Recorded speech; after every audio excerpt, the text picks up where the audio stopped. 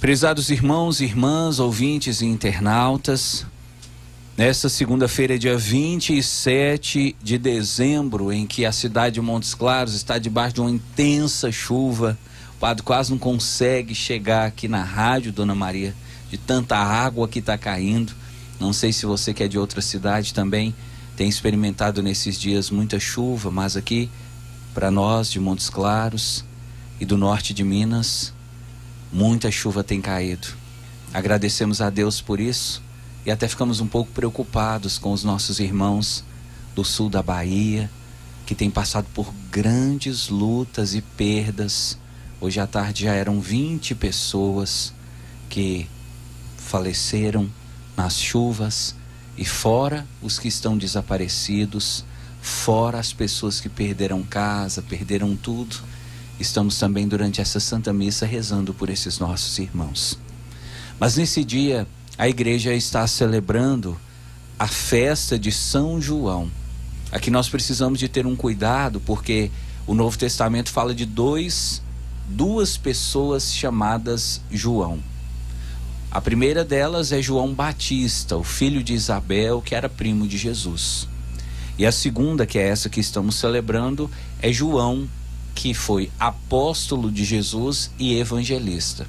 Esse João aqui, ele era irmão de Tiago, ele era filho de Zebedeu, ele era pescador, não tem nada a ver com João Batista. Então hoje nós estamos celebrando João o apóstolo e não João Batista. Nesse dia em que celebramos João, a igreja nos traz o relato em que João e Pedro foram ao túmulo de Jesus e viram que o túmulo estava aberto e viram que o corpo de Jesus não estava lá. Na parte da manhã, durante o programa Mensagens de Fé, nós utilizamos esse texto para rezar e refletir sobre a importância de não ficar preocupado com as más notícias que recebemos, de confiar em Deus e de entender que quando Deus está no controle, até as más notícias que recebemos, Deus transforma em bênçãos para nós. Agora à noite, eu quero utilizar esse mesmo texto para falar para você sobre os sinais de Deus. Uma coisa precisa ficar muito clara para nós, meu irmão. Deus não gosta de pegar ninguém de surpresa. O nosso Deus, ele não gosta de surpresas. Pelo contrário, tudo o que ele vai fazer, ele conta, ele fala, ele avisa. O nosso Deus é como alguém que sempre que vai tomar uma iniciativa, conta, avisa e até prepara. Por isso existem os profetas. No tempo de Jesus, antes de Jesus e ainda hoje existem os profetas. São pessoas para quem Deus conta o que ele vai fazer. E assim você deve entender na sua vida. Todas as bênçãos que Deus conceder a você, todas as graças que você for receber, antes Deus vai avisar para você. Deus nunca vai te pegar de surpresa, Deus nunca vai te pegar desprevenido, sempre você vai ser avisado, sempre você vai ser informado sobre o que Deus vai fazer. Mas aí entra uma segunda coisa que às vezes para muitos de nós acaba se tornando um desafio. Como é que Deus vai me avisar, padre? Por exemplo, eu pedi para Deus a graça de receber uma cura. Eu pedi para Deus a graça pelo meu filho. Eu pedi para Deus a graça pela minha mãe, pelo meu pai. Como eu posso saber que Deus vai atender? Pelos sinais. Deus sempre manifesta a sua graça na nossa vida com a antecipação dos sinais. Então, os sinais que Deus manda para você são a prova de que ele vai fazer o que ele falou. Ele nunca chega já fazendo, sempre ele manda sinais. E esses sinais podem ser diversos. Pode ser uma passagem da Bíblia.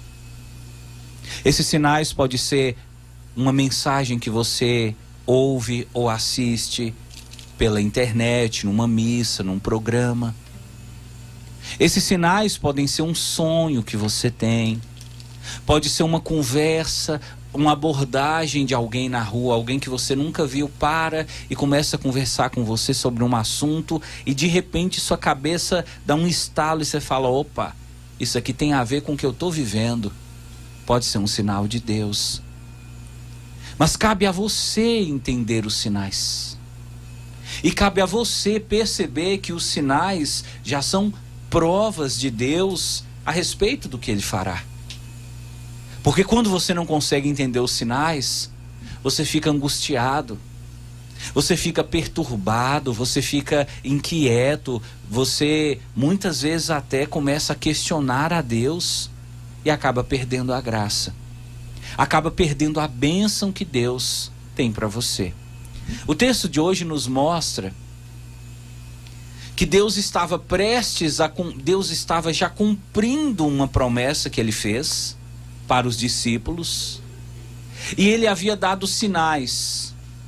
Só que os discípulos estavam tão angustiados que eles não perceberam os sinais.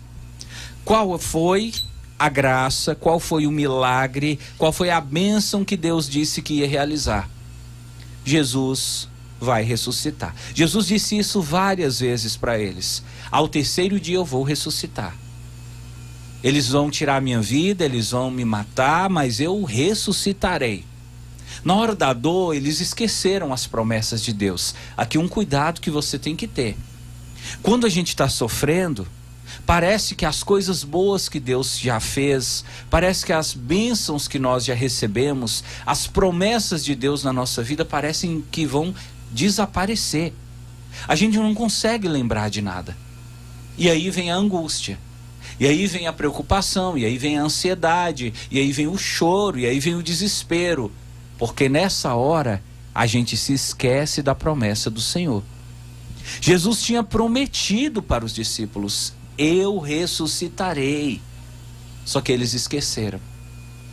Agora veja, quando Deus promete uma coisa para você, ainda que você não esteja lembrando, Ele cumpre o que Ele promete.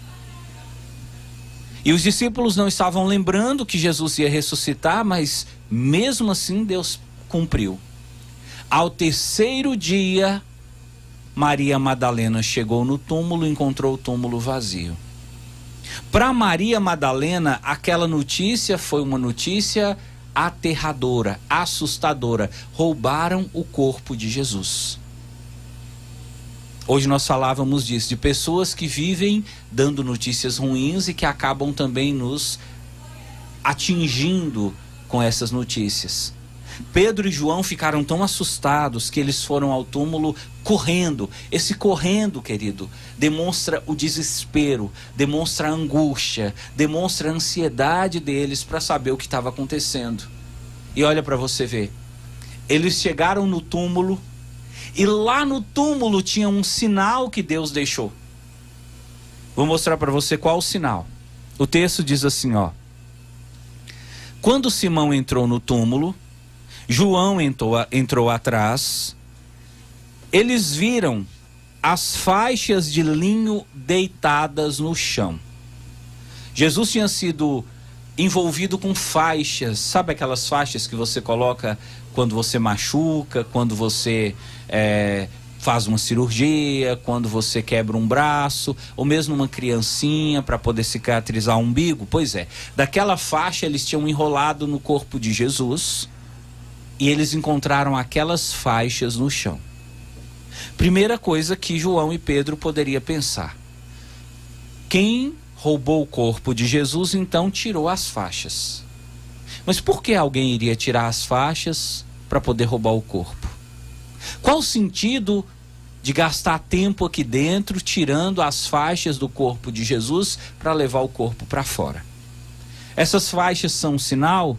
Talvez sim, talvez não. Aqui o cuidado que você tem que ter, porque algumas coisas que acontecem na sua vida, talvez elas nem são sinais, e você acha que é sinal e indói da cabeça e indói até o padre.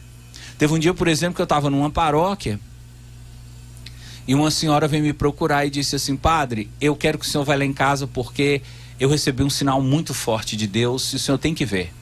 Eu falei, qual foi o sinal? Jesus apareceu na parede da minha casa. Eu estava rezando, padre, rezando, ajoelhada no chão, na sala. De repente eu olhei para a parede, eu vi o rosto de Jesus refletido. E Jesus deixou o rosto dele impresso na parede lá de casa.